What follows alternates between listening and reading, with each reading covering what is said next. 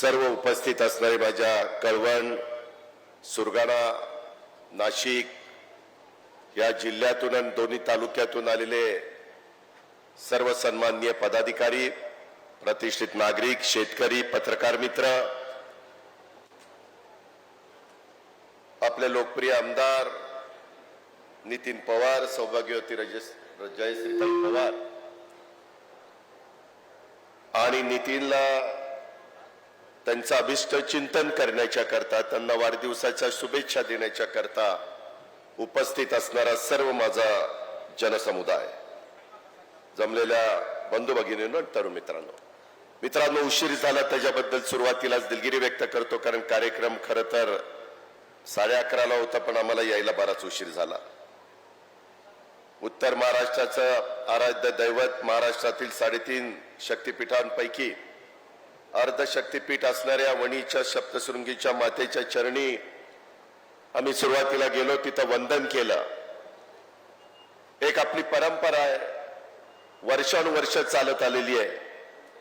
आपण कुठंतरी श्रद्धा ठेवून काम करत असतो, निष्ठा ठेवून काम करत असतो, आणि त्या प्रकारे मोठा भक्तगण हा तिथं दर्शनाला येत असतो. तिथं अनेक प्रकारच्या सोयी छगन भुजबळ साहेब या जिल्ह्याचे पालकमंत्री असताना केलं. मला आठवतंय सुरुवातीच्या काळामध्ये लोकांना चालत जावं लागायचं, त्रास व्हायचा. आता रस्ते रुंद झालेले आहेत, वर जाण्याच्या करता सोय झालेली आहे. ज्या काही सुविधा देता येतील त्या सुविधा देण्याचा प्रयत्न केलेला आहे. आणि आज देखील मी तिथं जात असताना माझ्यावर सगळे मान्यवर होते.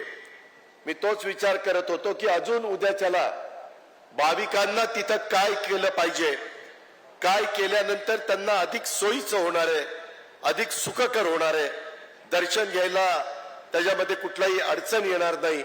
मला आत्ताच नितीन सांगत होता की दादा, तिथं एक चांगल्या प्रकारचा आम्ही प्लॅन तयार केलेला आहे आणि तो प्लॅनला देखील तुम्ही मंजुरी दिली पाहिजे.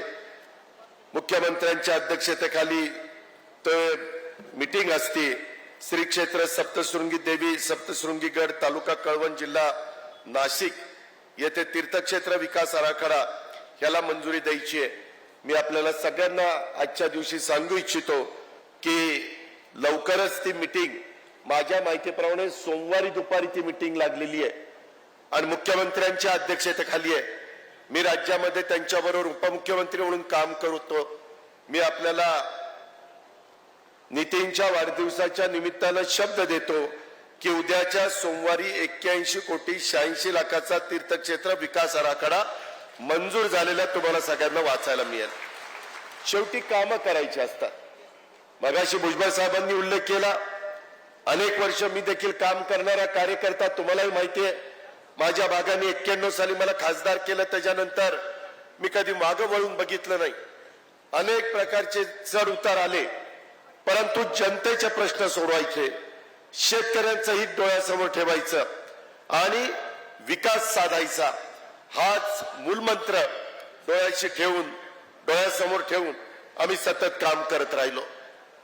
अलीकडच्या काळामध्ये आम्ही हे काही निर्णय घेतले, हे विकासाकरता घेतले. आमदारांचा त्या ठिकाणी दबाव होता की आम्ही निवडून आलेलो, आमची कामं झाली पाहिजे. तुम्हाला सगळ्यांना माहिती आहे, मध्ये काही स्थगित्या आलेल्या होत्या, परंतु आता सगळ्या स्थगित्या आम्ही उठवलेल्या आहेत. आम्ही त्याच्यात दुजेपणा करत नाहीये. शेवटी प्रत्येक आमदार 3 ते 5 लाख लोकांचं प्रतिनिधित्व करत असतो. तिथं माझ्या आया बहिणी असतात. आज तर माझ्या आया बहिणींना मला धन्यवाद द्यायचे. एवढ्या मोठ्या संख्येने तुम्ही सगळ्या महिला इथं उपस्थित राहिलात, त्याबद्दल खूप खूप धन्यवाद. शेवटी महिलांना देखील पुरुषांच्या बरोबरीनं मान, सन्मान, प्रतिष्ठा मिळाली पाहिजे. त्यांना निर्णय प्रक्रियेमध्ये घेतलं पाहिजे. आज इथं मोठ्या प्रमाणावर माझ्या अंगणवाडी सेविका आहेत, आशा वर्कर आहेत, त्याच्यामध्ये मदतनीस आहेत. त्यांच्याही काही मला चिठ्ठ्या आलेल्या आहेत की अजित पवार, तुम्ही आता सरकारमध्ये आहात, अर्थमंत्री म्हणून कामाची जबाबदारी पार पाडताय, आमच्याकडेही बघा, आम्हाला किती दिवस मानधनावर ठेवणार आहे, काहीतरी दुसराही विचार त्या ठिकाणी करा. अशा प्रकारची माझी त्या बहिणींची माझ्याकडनं अपेक्षा आहे. मी जरूर त्याच्या संदर्भामध्ये स्वतः जातीनं लक्ष घेऊन काय मार्ग काढायचा, मधल्या काळामध्ये काही प्रमाणात मार्ग निघालाय, परंतु अजून तुमचं समाधान होईल, अजून तुम्हाला तिथं चांगलं काम करण्याच्या करता एक विश्वास वाटेल अशा पद्धतीचा देखील निर्णय आम्ही तुमच्या सगळ्यांच्या बाबतीमध्ये घेऊ, हा पण शब्द माझ्या सगळ्या उपस्थित असणाऱ्या बहिणींना मी देऊ इच्छितो। आज इथं सगळेजण आलेले असताना नितीननी त्याच्या वाढदिवसाच्या निमित्तानं अनेक गोष्टी सांगितल्या। आज खऱ्या अर्थाने तुमच्या माझ्या सगळ्यांच्या समोर प्रश्न आहे। मित्रांनो, बहुतेक जण इथं आम्ही स्टेजवर बसलेले सगळे जण हे शेतकऱ्यांचे प्रतिनिधी आहेत। मी देखील आज शेतकरी म्हणून माझ्या आजोबांची, माझ्या वडिलांची ती जमीन माझ्या वाटणीला आलेली मी आज त्या बारामतीमध्ये करत असतो।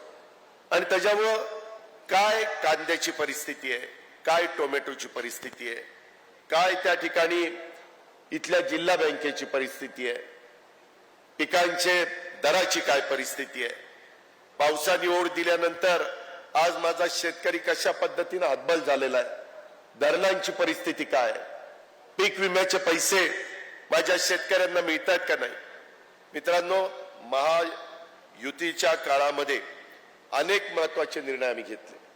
1 रुपयामध्ये शेतकऱ्यांचं पीक विमा उतरवण्याचा क्रांतिकारी निर्णय घेतला। बाकी सगळे पैसे केंद्र सरकारनं, राज्य सरकार तुमचे भरतं, हजारो कोटी रुपये भरतं। का तर टप्प्याटप्प्याने आम्ही पुढे चाललेलो आहे।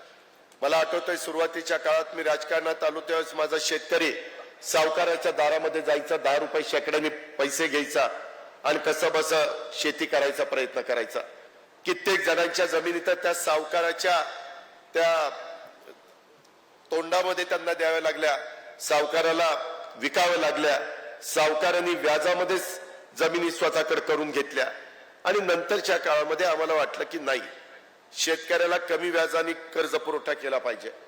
मागच्या वेळेस सरकारमध्ये मी, भुजबळ साहेब, आम्ही सगळेजण असताना तिथं निर्णय घेतला।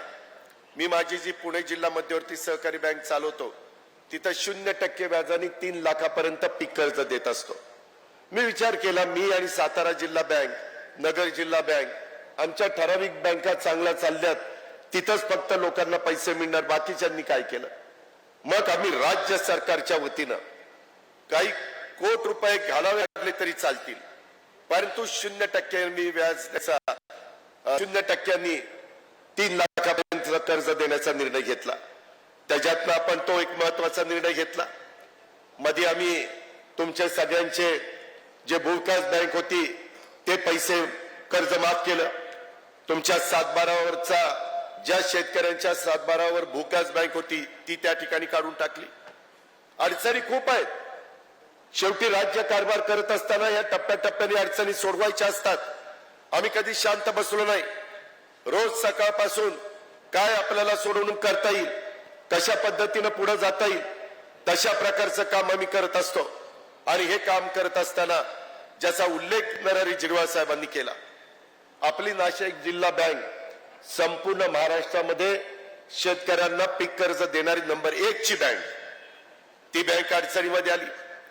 आता ती का आली, कुणामुळे आली, कशी आली, त्याच्या खोलात मी जात नाही, त्याचं सगळं गुराळ तुम्हाला सगळ्यांना माहिती आहे।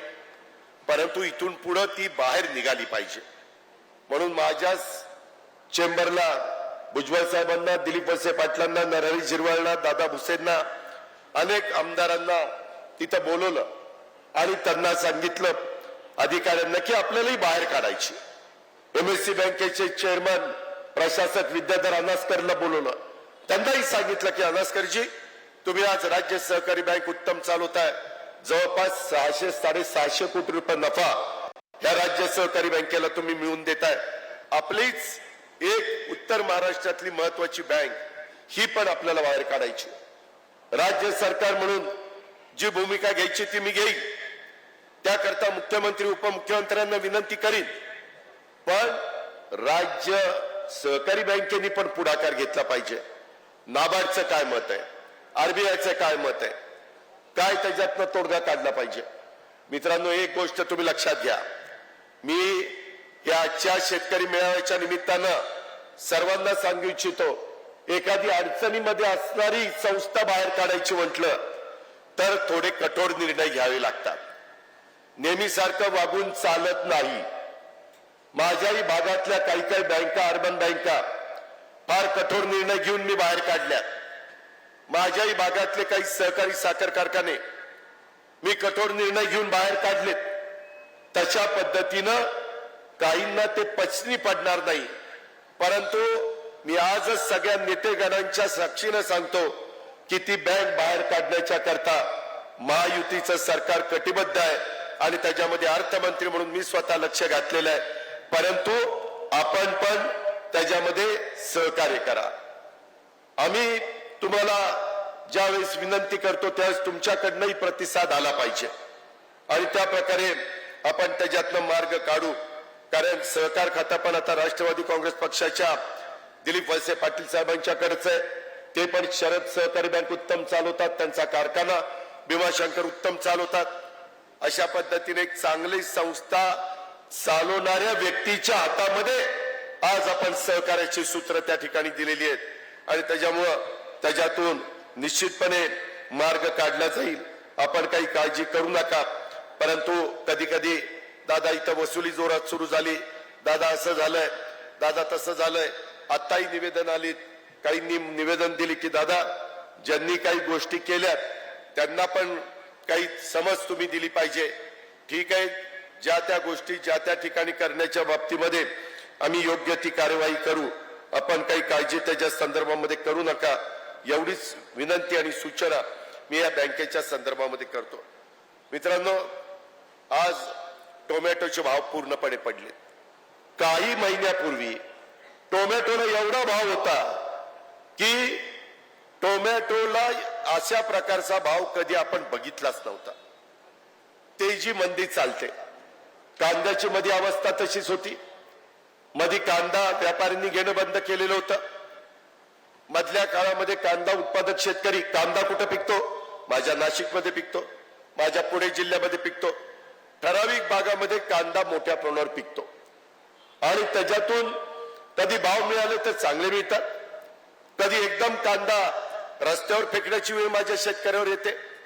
आम्ही पण विरोधी पक्षामध्ये असताना कित्येकदा कांद्याच्या माळा करून सभागृहामध्ये गेलो आणि कांद्याला अधिकचा अनुदान द्या अशा प्रकारची मागणी त्या काळामध्ये केली आणि 350 रुपये क्विंटलला ती अनुदान देण्याच्या बद्दलचा निर्णय आपण घेतला.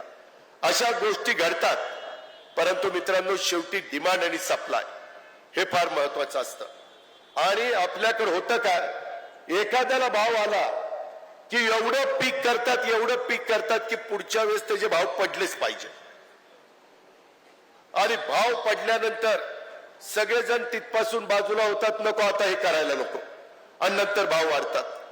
हे जे काही ग्राहक आणि उत्पादक ह्याचा जो ताळमेळ आहे, कांद्याच्या बद्दलचा निर्णय झाल्या पियुष गोयल साहेबांना आम्ही सह्याद्रीला बोलून घेतलं, त्यांच्याबरोबर बैठक घेतली. कृषी मंत्री होते, पणन मंत्री होते, आम्ही सगळेजण होतो आणि त्याच्यातून काय मार्ग काढता येईल, त्याच्या संदर्भात एक्सपोर्टच्या बद्दल काय निर्णय घेता येईल, त्याच्यामध्ये जो काही तुम्ही टॅक्स लावलेला आहे तो टॅक्स त्या ठिकाणी काढून टाकला पाहिजे.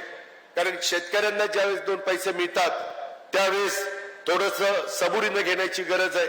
ह्या प्रकारची भूमिका आम्ही सगळ्यांनी मांडली.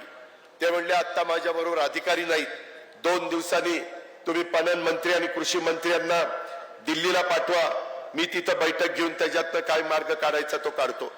आपण त्याच्या आधी साधारण 24 रुपये 10 पैसे ना, 24 रुपये 10 पैसे अशा पद्धतीने आम्ही अमित शाह साहेबांशी बोललो, आम्ही पियुष गोयल साहेबांशी बोललो, आम्ही इतर वरिष्ठ नेत्यांच्या कानावर घातलं आणि ह्याच्यामध्ये हा दर जर ठरवून दिला, चांगला दर दिला तर त्यांनी तो 2410 दिला.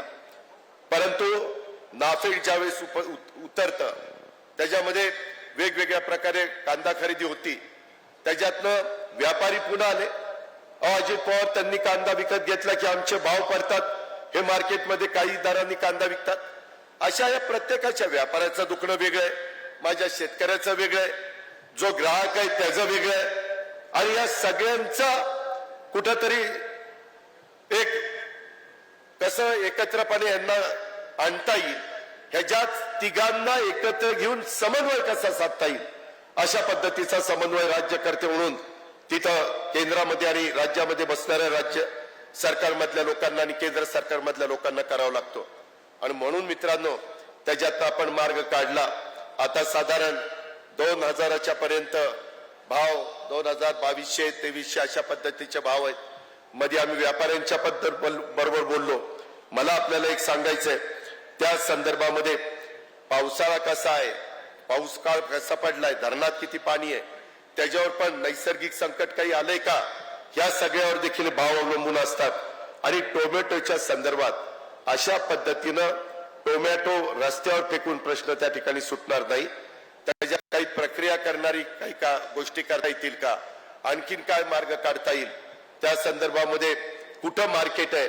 मधल्या काळामध्ये आम्ही हाही प्रयत्न केला किंवा महाराष्ट्राच्या पेक्षा दुसरं जवळपास राज्यामध्ये चांगलं मार्केट असेल तर माझ्या शेतकऱ्याचा माल आपण तिकडे घेऊन जाऊ आणि तिकडे विकू. जसं मध्ये सांगितलं की हैदराबादला एक जण नेते आले आणि म्हणले हैदराबादला कांदा फार चांगले पैसे येतात. ज्याने त्यांनी इथनं ट्रक भरले आणि हैदराबादला घेऊन गेले, झालं तिथला भाव कमी आला. अशा पद्धतीनं कधी कधी वेगवेगळ्या प्रकारची चर्चा होती आणि त्याच्यातून जे साध्य करायचे ते आपल्याला साध्य करता येत नाही. परंतु मी या नाशिकच्या कळवणच्या सभेच्या निमित्तानं लोकांना सांगू इच्छितो, माझ्या शेतकऱ्यांनो, आम्ही सगळेजण तुमच्या बरोबर आहोत. तुम्हाला कदापि वाऱ्यावर त्या ठिकाणी सोडणार नाही. जे जे राज्य सरकारला त्या बाबतीमध्ये निर्णय घ्यावे लागतील ते निर्णय एकनाथराव शिंदे आणि देवेंद्र फडणवीसांना आम्ही मिळून घेऊ. आणि जिथं केंद्रामध्ये नरेंद्र मोदी साहेब, अमित शाह साहेबांच्याकडे, पियुष गोयल साहेबांच्याकडे जाऊन तिथं पाठपुरावा करावा लागेल, तो देखील पाठपुरावा करण्याच्या करता आम्ही शेतकऱ्यांचे प्रतिनिधी कुठं कमी पडणार नाही, हा विश्वास देखील मी आपल्या सर्व सहकाऱ्यांना आजच्या सभेच्या निमित्तानं मी देऊ इच्छितो. मित्रांनो, आज कळवण विधानसभा मतदारसंघाच्या विकासासाठी अहोरात्र झटणारे विकास पुरुष स्वर्गीय A.T. पवार साहेब यांचा विकासाचा वारसा, मी त्यांना A.T. पवार साहेबांना अभिवादन करतो, त्यांना भावपूर्ण श्रद्धांजली अर्पण करतो. परंतु आपले दादाडीचे आमदार नितीन पवार यांचा आज वाढदिवस आहे. त्यांना आपल्या सर्वांच्या वतीनं मी वाढदिवसाच्या मनापासून शुभेच्छा देतो. आई सप्तशृंग माता त्यांना निरोगी दीर्घायुष्य देव, ही देखील प्रार्थना मी सप्तशृंगी मातेला या निमित्तानं करतो. मी मगाशी सांगितलं की त्यांनी ती मागणी केली, ती मागणी मी त्या बाबतीमध्ये पूर्ण करतो. आज जवळपास 494 कोटी रुपयाचा विकास कामाचं भूमिपूजन आणि लोकार्पण इथं झालेलं आहे. नितीननी सांगितलं की 1100 कोटी रुपयाची कामं माझ्याकडे आतापर्यंत झाली आणि आता वर्षभर राहिलेलं आहे आणि त्याची अपेक्षा अजून 400 कोटी रुपयाची कामं माझ्या भागामध्ये द्यावी. मी आपल्याला जाहीरपणे सांगतो, 1100 कोटीची कामं त्यांनी 4 वर्षात केली. 5 वर्षांनी ज्यावेळेस मी त्याला इथं मत मागायला येईल तुमच्या सगळ्यांच्याकडं, त्यावेळेस त्याच्या मतदारसंघात 1500 कोटी रुपयाची कामं झालेली असतील, हा शब्द देखील अजित पवार अर्थमंत्री या नात्याने मी तुम्हाला देतो. शेवटी कामं झाली पाहिजेत. तिथले महत्वाचे प्रश्न म्हणजे आपला ओतूरच्या संदर्भातला प्रश्न, त्या बाबतीमध्ये आपल्याला सगळ्यांना माहिती आहे की पाठीमागच्या काळामध्ये जलसंपदा विभागाच्या बाबतीत कळवण तालुक्यातला ओतूरचा मुख्य धरणाच्या विशेष दुरुस्तीच्या कामाला निधीची तरतूदची होऊन सुप्रमा मिळण्याबाबत सुधारित प्रशासकीय मान्यता, त्याला सुप्रमा म्हणतात, ती एपीसी देते. एपीसीचे अध्यक्ष आहेत अर्थमंत्री म्हणजे अजित पवार. त्याच्याकडे मी मीटिंग लावायला सांगतो आणि त्यांना सुप्रमाला परवानगी द्यायला सांगतो. त्याच्यावर तुमचा ओतूरचाही प्रश्न त्या ठिकाणी निकाली निघेल. याच्यामध्ये जी काही तुम्हाला मान्यता पाहिजे, सुप्रमासाठी वित्त आणि नियोजन विभागाची तुम्हाला मदत लागणार आहे, त्याच्या संदर्भामध्ये हा प्रश्न इथल्या राजकीय दृष्ट्या आणि सामाजिक दृष्ट्या देखील महत्वाचा प्रश्न. शेवटी तुम्ही आम्हा लोकांना आमदार करता, कशा करताय? माझ्या तरुण तरुणींचे प्रश्न सुटावेत, आया बहिणींचे प्रश्न सुटावेत, वडीलधाऱ्यांचे प्रश्न सुटावेत, माझ्या शेतकऱ्यांचे प्रश्न सुटावेत, शेतमजुराचे सुटावेत, त्या करता मित्रांनो, आज मी तुम्हाला सगळ्यांना सांगतो, कारण नसताना सध्या बदनामी चाललेली आहे. 1.5 लाख 1,50,000 एवढी नोकर भरती महाराष्ट्राच्या वेगवेगळ्या विभागामध्ये करण्याचा निर्णय महायुतीच्या सरकारने एकनाथराव शिंदे, देवेंद्रजी आणि मी आम्ही सगळ्यांनी मिळून घेतलेला आहे.